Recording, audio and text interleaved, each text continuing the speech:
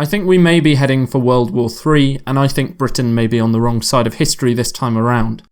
Now, your immediate reaction to this may well be that you think I'm being intentionally melodramatic. I'm not. At least not intentionally. But up until last Saturday, I probably would have agreed with you. Like many others, I'd convinced myself that Donald Trump's campaign rhetoric had been just that.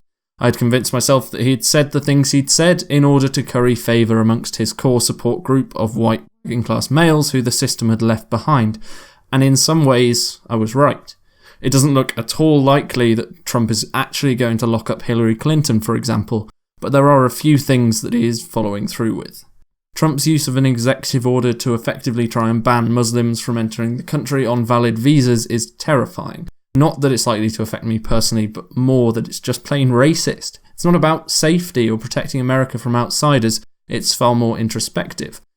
The actual risk posed to Americans by immigrants is minuscule. To put it in perspective, 10 times as many Americans are killed by armed toddlers every year than by Islamic jihadist immigrants, and about 15 times as many are killed by lightning. It's about pushing out people who are different because we're scared of something foreign. You may argue that although the numbers are tiny, they're also avoidable. Block all immigrants and you'd remove those 2 deaths a year. But what about the thousands of refugees, both Muslim and Christian, being slaughtered by ISIS? Inaction makes you responsible for those deaths. This attempt to drive out those who are different is shocking yet unsurprising from a country built by a nation of immigrants, but it will only give ISIS and Al-Qaeda more fuel in their drive to create the next generation of extremists, either homegrown or imported. They don't need to create propaganda to show that the West hates Muslims. The president's doing that for them. The world is becoming increasingly divided and Donald Trump is doing nothing to try and heal those divisions.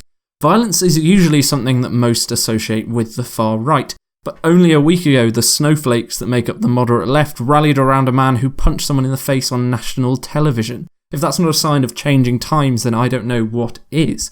Now, a lot of people say this is a slippery slope. As soon as you justify violence against one group, no matter how intolerable their views are, you're going to allow justification of violence against anyone who you disagree with their opinions. In my opinion, that argument is weak at best. Yes, of course, a small minority of people will extrapolate outside the realms of the reasonable, and that's bad. But following that logic, we should never draw a line in the sand, because violence is always bad. The slippery slope argument is fairly vapid because it assumes that no one is capable of making the distinction between someone who is right-wing and someone who is actually a Nazi. That's ridiculous. If Britain and its allies hadn't stood up to the Nazis in World War II, their ideology would have consumed the whole of Europe and potentially the rest of the world. By engaging in battle, millions of people on both sides died. But was it worth their sacrifice? Absolutely. There is a time for war. Most of the time, engaging reasonable people in a proper debate is the correct thing to do. Absolutely it is, but the people we're talking about aren't always reasonable. Sometimes, in order to stop fascist ideologies being spread on national television, it's not possible to debate them. The only solution is to punch them. Is it legal? No. Is it moral? I would say yes. I'll link a Twitter thread by someone who wrote a PhD dissertation on the topic because until I had read that, I bought into the non-violent side of things. But what about World War III? Well, with tensions rising across the world between the left and the right, with the centre becoming increasingly sparsely populated, at what point will the debate escalate from heated and unproductive discussion, from two sides unwilling to listen, and instead move into actual violence? If the socialist parties in France and Germany manage to win the next elections, will international tensions between a post-Brexit Britain married up to the unhinged US and the Franco-German axis that controls the EU become too much to bear? Oh yeah, and that's ignoring Russia and China, but it's fine. Putin's pretty benevolent. Should we have faith in Donald Trump's ability to make level-headed decisions whilst holding the nuclear button? Should we have any faith in Britain's own nuclear deterrent given its recent failed tests?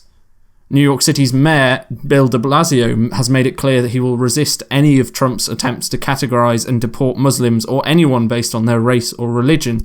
Many other cities may well follow suit. Could we see something approaching a civil war?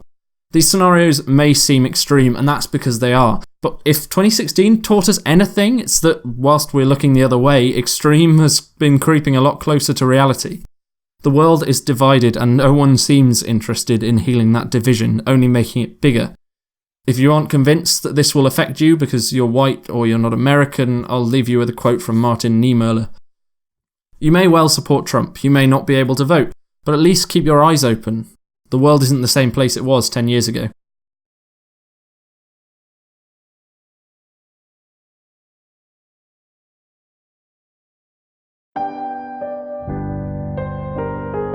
Thank you for listening if you've made it this far. I'm conscious that it may come across as me calling all Trump supporters Nazis or bad people. I'm not saying that. What I am saying is the world is becoming more isolationist and more nationalist, and that's scary because it's basically what was happening before World War II. Is it likely that World War III is on the way? Hopefully not. But I do think we're the closest we've been since the end of the Cold War, and thanks to nuclear weapons, the stakes are ludicrously high. If you disagree with anything I've said, that's good. That means you're thinking. Let me know what you think in the comments and let's talk about it constructively. I had another video which I'd made about nostalgia, which I'd uploaded on Saturday, I think. But to be honest, I'd sort of forced it out. I was having writer's block at the time, and so I forced out the idea, and rewatching the video, it was pretty boring. It wasn't bad by any means, but it wasn't good, so I took it down. Hopefully this video is divisive and inflammatory, but it isn't boring. If it is, I'll probably just quit. Anyway, thanks for watching, hope you enjoyed it, and I shall see you next time.